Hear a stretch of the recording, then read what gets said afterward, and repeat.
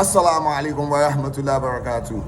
Mo kí gbogbo ẹ̀yin ọmọ ìyá wa nínú ẹ̀sìn Islam pé a kú aráfẹ́ra kú ẹni wa tí ó lọ bàbá wa Abu Sufyan Al-Lukmani tí wọ́n jáde láyé kọ́lọ́n kó jọ kó túbọ̀ bá wa tẹ́ wọn sí afẹ́fẹ́ rí. A sì dúpẹ́ lọ́wọ́ gbogbo ẹ̀yin tí ẹ̀ ń sọ́pọ́ọ̀tì fámìlì wọn pàápàá àáfàá wa oníyàwó mẹ́ta Ọlọ́run ní jó bàjẹ́ fún yín irú òní kan yín náà lágbára Ọlọ́run gbogbo tẹ́yìn náà ń fẹ́ ní dáadáa kọlọ́mbà wa ṣe fún yín àti gbogbo ẹ̀yin àfáwà jankan-jankan wá lórí bàbá wa Sheikh Dr. Tolahat Yunus mọ́mú gbogbo olóògbómọ̀ṣọ́ ṣéwù Ọlọ́run ní jó bàjẹ́ fún gbogbo ẹ̀yin àfáwà. ẹ rí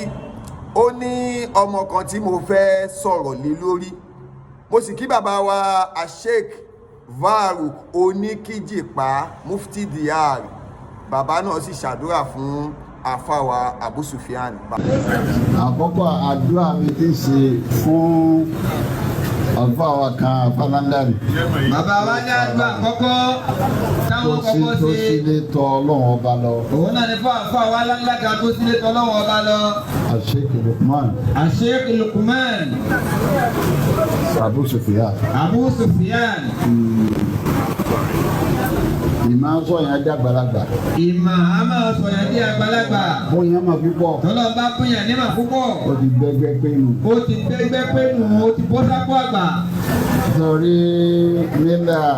wọ́n ṣe àbí tó ń kálukú bá òkú bílọ́ọ̀nù sí ẹnìkan Sàlàfíà. Ìlànà tó ń kálukú bá bílọ́ọ̀nù sí Sàlàfíà ní Ìdúbí ní oníkàtàbí à ń pè ní ìpìlẹ̀ gbogbo wa ní Islam. Ìpìlẹ̀ gbogbo wa òun ní Islam. Ìpìlẹ̀ gbogbo wa ní la ilaha illallah Muhammadu Rasulullah. Bàbá wa Sheikh Sulaiman Faruk Oníkíjìpá Mufti Diyar wọ́n ṣàdúrà fún bàbá wa Abu Sufyan pé kọ́lọ́n bá wa tẹ́ wọn sí afẹ́fẹ́ rí kọ́lọ́n jọ kó má ṣàlàyé bá wa gbàdúrà wọn. Bàbá wa Sheikh Faruk Oníkíjìpá Ọlọ́run ní jó bàjẹ́ fún yín. ẹ rí ọmọ kan ni mo fẹ́ sáré sọ̀rọ̀ nípa ẹ̀ torí pé Islam mo sọ pé ọ̀rọ̀ Islam ló kọ kàbí sanra gbogbo ẹlòmíì tó máa ní ọ̀rọ̀ mọ́mù gbọ́mọ̀ no tabari nǹkan kan ní Islam tí ó kù díẹ̀ káàtó ẹ̀tọ́ ni ká jáde ká sọ̀rọ̀ lé lórí ọ̀dọ̀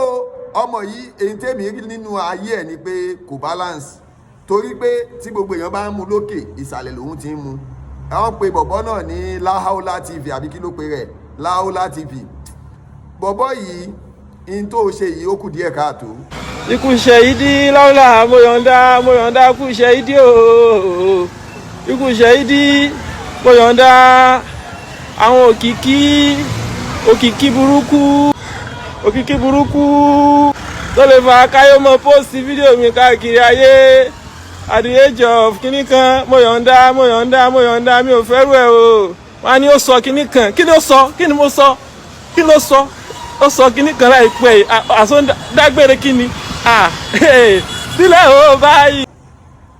Mo dẹ̀ rí ẹni rí pé o ṣẹni tí èèyàn lè máa pọ́nlé bẹ́ẹ̀ torí bá àáfàá ni ẹ́ àáfàá ò sì gbọ́dọ̀ máa ṣe bó ti ń ṣe yìí.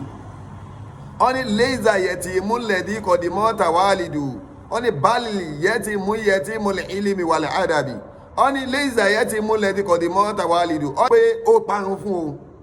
irú ẹni wo ẹni tí bóyá bàbá ẹ̀ kú káwá sọ pé ó ti tán fún irọ́ o ẹni tá a lè sọ pé ó ti tán fún òun náà lẹni tó jẹ́ sí pé báàlì yẹtì múlẹ̀dí múlẹ̀ ìlímì wàlẹ̀ àdàbì ẹni tí ó ti ń já sí pé ìmọ̀ ó bọ́ fún bẹ́ẹ̀ náà ni kò tún wá ní adab kankan làákàyè kò sí fún rárá torí tó bá yẹ sí pé làákàyè wà fún ẹni àkọ́kọ́ Abu Sufyan wọ́n ti kú lóòótọ́ tí a bá sì ní ká wo ikú tó kú nínú ẹ̀tọ́ Islam a pè ní ikú ṣẹ̀yídí òun la máa pè àmọ́ ìwọ wá fi wọ́n ṣe yẹ̀yẹ́ gbogbo ẹ̀tẹ̀ jágbó ohun tó sọ. Ikú ṣẹ̀yídí Laolla mo yọ̀ǹda kú ṣẹ̀yídí ooo ikú ṣẹ̀yídí mo yọ̀ǹda àwọn òkìkí burúkú tó lè fa káyọ́mọ́ pósì fídíò mi káàkiri ayé at the age of kíní kan mo yọ̀ǹda mi ò fẹ́rù ẹ̀ o wọ́n á ní ó sọ kíní kan kí ló sọ kí ni mo sọ kí ló sọ ó sọ kíní kan láìpẹ́ àsọ dágbére kíni. ẹ jọ ẹ wo dáfà yìí sọ ikú ṣẹ̀yídí mi ò fẹ́ o wá ń fi ikú yọ ọ̀yàn ṣé wọn náà ní padà kú ni tó bá náà ní kúkú ṣẹ̀yídí ikú wo ló mọ̀ tí ó padà pa ọ́ so ẹjọ́ mùsùlùmí ló sì pé rẹ bẹ́ẹ̀ náà ni ìmọ̀ràn mọ́mù ṣẹlẹ̀ tó ní ìmọ̀ràn fèsì bẹ́ẹ̀ náà ni gbogbo rádaràda tó ń ṣe lórí social media tí ohun tó jẹ́ káyé máa fọ́lù ẹ̀ torí pé wọ́n rí ẹ pẹ̀lú bàbá wa Oríyọmí Hamzat ni kì í ṣe pé ohun tó ń ṣe ló jẹ́ káyé máa fọ́lù ẹ̀ because kò sí nǹkan kan kò sẹ́kọ̀ọ́ kankan nínú gbogbo tó ń ṣe gbogbo tó ń gbé látòkè délẹ̀ kò sẹ́kọ̀ọ́ kankan bẹ̀ wọ́n tẹ̀lé ẹ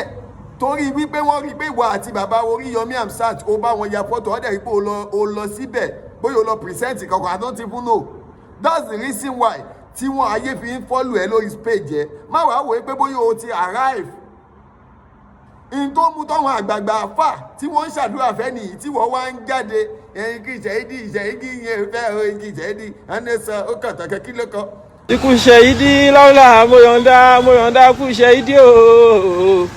ikú ṣẹ̀yìdì mo yọ̀ǹda àwọn òkìkí burúkú tó lè fa káyọ́ mọ́ pósì fídíò mi káàkiri ayé at the age of kíní kan mo yọ̀ǹda mi ò fẹ́rù ẹ̀ o wọ́n á ní ó sọ kíní kan kí ni ó sọ kí ni mo sọ. which kò make sense now mùsùlùmí sí mùsùlùmí ẹgbẹ́ ẹ̀ Laolla TV kàbí sanra àwa sì máa sòótọ́ ọ̀rọ̀ tó bá ń wù ẹ́ kó gbòdì lára ẹ̀ I don't fucking care about that àmọ́ tábà tí ń rẹ̀ kan tẹ́ jẹ́ sí pé ìtẹ́ fẹ́ máa ṣe ní pé kẹ́ máa dójú ti Islam a ní kọ̀ láti máa dójú ti níta gbangba ayé ọ̀rọ̀ tó sọ ikú díẹ̀ káàtó náà bàbá wo ní màjèsí àfà ńlá bàbá ṣàdúrà fún Abu Sufyan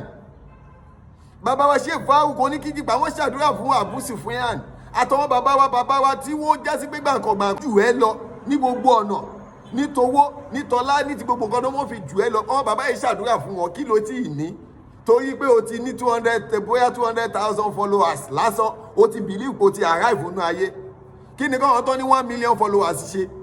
kí ni káwọn tó ní àìmọye millions kí ni kí pẹ́là tó ní gbogbo tó já sí pé òun gan ni the most tó bá ní live stream ní TikTok nísìnyí pẹ́là la máa mú kí ni kó ṣe ìwọ tó ti gbogbo tó ní ò tí ìwọ 300k followers irú ẹ náà tí o wá wò pé o ti jẹ́ bákan nínú ayé o wá ń tàbùkù bá ẹni tó kú gẹ́gẹ́ bó ti pèrè láàfà tó o sì kan eyín mẹ́kà sẹ́nu so kọ́lọ̀ kó yọ kó ṣàánú kí ni ó dá pẹ̀lú tó ṣe yìí kí ni káwọn kìrìsìtẹ́nì ó máa sọ kí ni káwọn onílẹ̀ mo pè ó máa sọ àwọn òṣèṣe kí ni kán máa sọ so adẹ̀pẹ̀rẹ̀ àwọn mùsùlùmí èèyàn lè jẹ́ àlìtọ̀ríkọ̀ kóhun jẹ́ alùsùnà that does not mean pé à ń ṣọmọ ìyá náà mùsùlùmí jọ ní gbogbo wa náà ó wá ń fi ń ṣe yẹ̀yẹ́ ó bẹ̀rù àtúbọ̀tán